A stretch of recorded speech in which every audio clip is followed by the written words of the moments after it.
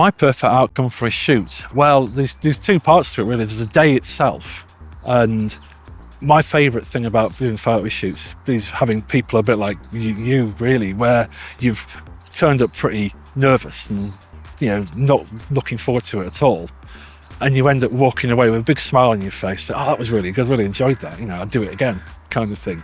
And if you can do that with a team of 20 people, it's 20 times better, And the whole point of me doing this business is I love photography, and if you can get other people to love the process as well, and obviously get great images is a big part of it.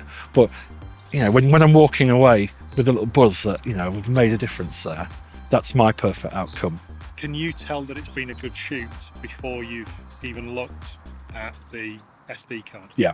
You can always, when you've done a good shoot, especially with the commercial corporate stuff, I'll probably have the laptop there anyway, so it's popping images up all day, and people will be looking at them, and the noises they make tell me whether it's a good photo, because I'm clicking away, and the rest of the team will be looking at the laptop and either laughing, I'm getting them doing silly things, and you can get instant feedback that way. That's why I have the laptop. It's all it ever does. It just pops up photos for people to look at.